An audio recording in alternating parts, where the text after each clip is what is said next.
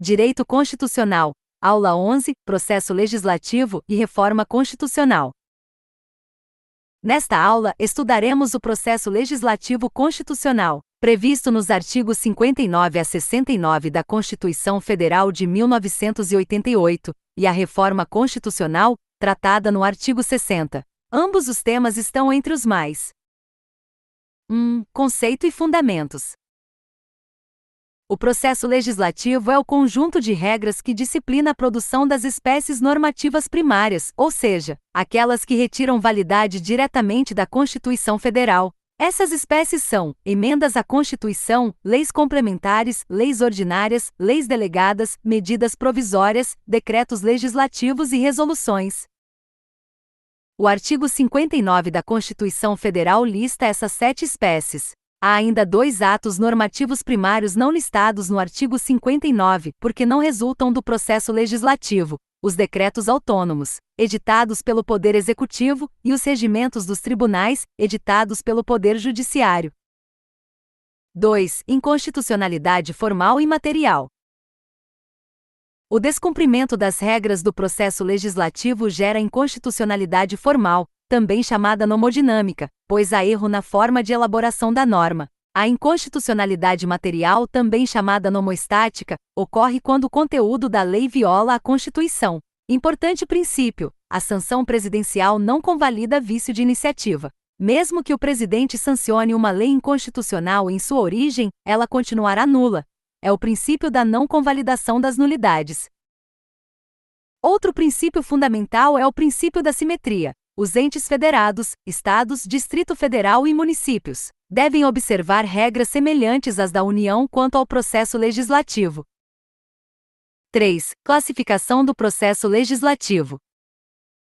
Quanto à forma de organização política, o processo legislativo pode ser autocrático, quando o governante legisla sem participação popular; direto, quando o próprio povo delibera e aprova as leis; semidireto, quando o povo confirma o ato legislativo por meio de plebiscito ou referendo; indireto ou representativo, quando o povo elege representantes que legislam em seu nome.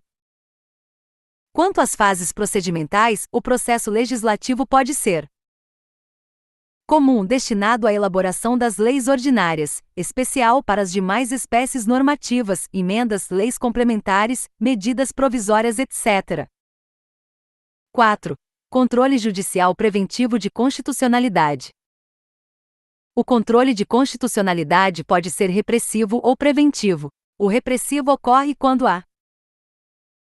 pelo Legislativo, quando as comissões analisam a constitucionalidade dos projetos; pelo Executivo, ao vetar projetos inconstitucionais; pelo Judiciário, mediante mandado de segurança impetrado por parlamentar da casa em que o projeto tramita, assegurando o devido processo legislativo. Importante: não cabe ação direta de inconstitucionalidade contra projeto de lei. O meio adequado, antes da promulgação, é o mandado de segurança. 5. Procedimentos legislativos. O processo legislativo é o gênero. Os procedimentos legislativos são as espécies, ou seja, os trâmites específicos de cada tipo de norma. O procedimento comum é usado para as leis ordinárias. O procedimento comum se divide em ordinário, sem prazos fixos para deliberação; sumário, com prazos para apreciação, geralmente quando o presidente solicita urgência; abreviado, quando o projeto é apreciado e votado diretamente pelas comissões. 6. Fases do procedimento legislativo ordinário. Fase introdutória, iniciativa. A iniciativa é o ato que dá início ao processo legislativo, apresentando um projeto de lei ao Congresso. O artigo 61 da Constituição Federal define quem pode propor projetos de lei ordinária e complementar: qualquer membro ou comissão da Câmara ou do Senado, o Presidente da República, o Supremo Tribunal Federal, os tribunais superiores, o Procurador-Geral da República e os cidadãos.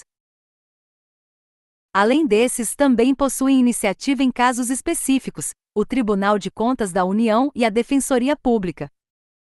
Tipos de iniciativa: Iniciativa privativa, exclusiva ou reservada, atribuída a determinadas autoridades em razão da matéria. Exemplo: o Presidente da República tem iniciativa privativa para leis que tratem de efetivos das Forças Armadas, criação e extinção de ministérios, cargos públicos, regime jurídico de servidores, matérias orçamentárias, Ministério Público e Defensoria Pública da União. É vício de iniciativa quando o outro poder propõe leis sobre esses temas. Por simetria, nos estados e municípios, essas leis são de iniciativa do governador ou prefeito. 2. Iniciativa dos tribunais. O artigo 96, inciso 2º, garante que o STF, tribunais superiores e tribunais de justiça têm iniciativa para leis que tratem de criação de cargos, número de juízes e organização judiciária. 3. Iniciativa da Defensoria Pública, introduzida pela Emenda Constitucional 80 de 2014, permite à instituição propor leis sobre seu funcionamento e cargos.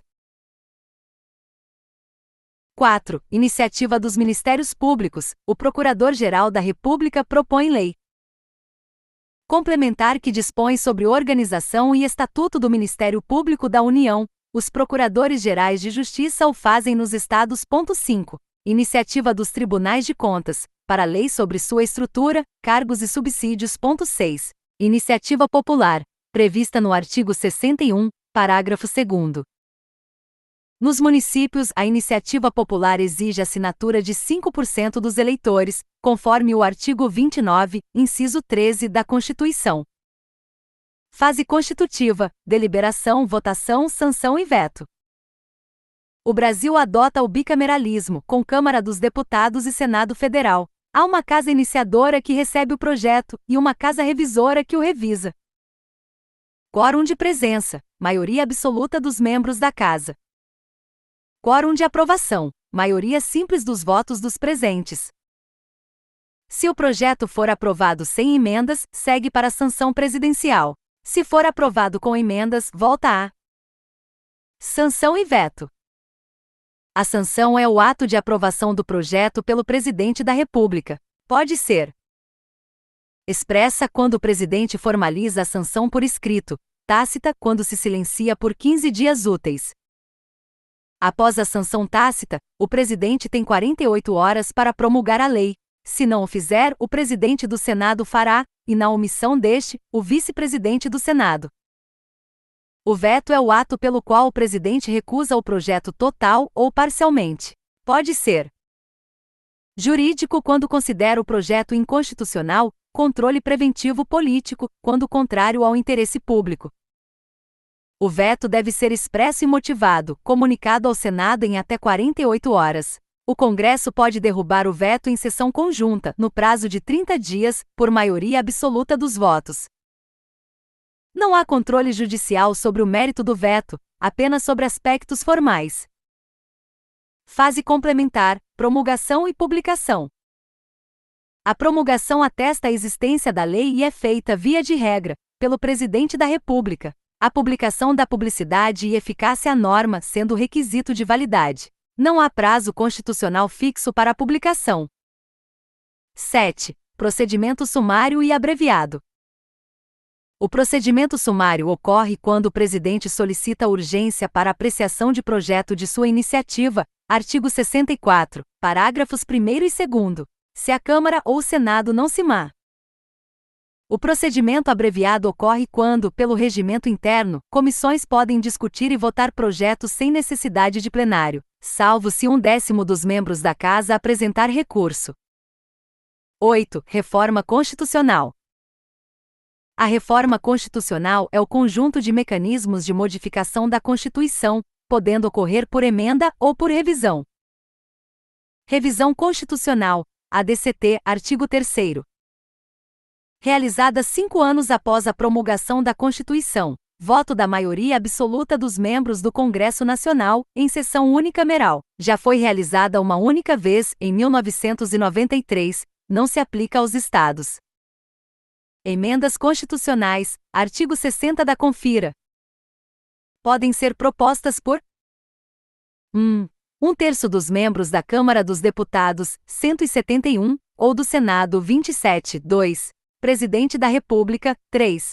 Mais da metade das assembleias legislativas das unidades da Federação, manifestando-se pela maioria relativa de seus membros. Limitações à reforma. 1. Circunstanciais, proíbem emenda durante intervenção federal, estado de defesa ou estado de sítio. 2. Formais, exigem 2 turnos de votação em cada casa com aprovação de 3/5 dos membros. Não há sanção nem vete. 3. Materiais, proíbem emendas tendentes a abolir a forma federativa de Estado, o voto direto, secreto, universal e periódico, a separação dos poderes, os direitos e garantias individuais. Esses conteúdos são as cláusulas pétreas. Mesmo emendas que prejudiquem tais princípios são inconstitucionais. Além disso, emendas não podem criar novas cláusulas pétreas nem abolir o núcleo essencial das existentes. Tramitação da PEC. Não há casa iniciadora nem revisora fixas, qualquer uma pode começar. É discutida e votada em 2 turnos em cada casa. Se houver emendas substanciais, o texto retorna integralmente a outra casa. É promulgada pelas mesas da Câmara e do Senado, e não há sanção presidencial. Caso seja rejeitada, não pode ser reapresentada na mesma sessão legislativa. Princípio da irrepetibilidade. Controle judicial das emendas. O Supremo Tribunal Federal admite controle de constitucionalidade das emendas, quando estas violam cláusulas pétreas ou excedem os limites do poder constituinte derivado. 9. Síntese dos pontos mais cobrados em prova. 1. O artigo 59 da Constituição e as 7 espécies normativas. 2. Diferença entre iniciativa privativa, geral e popular. 3. Sanção e veto com prazos e efeitos. 4. Princípio da irrepetibilidade e suas exceções. 5. Quórums de deliberação e aprovação. 6. Emendas constitucionais, limitações materiais, formais e circunstanciais. 7. Competência das casas legislativas no trâmite do projeto. 8. Princípio da simetria aplicado aos estados e municípios. 9. Controle judicial preventivo por mandado de segurança. 10. Impossibilidade de sanção presidencial convalidar vício de iniciativa. Conclusão.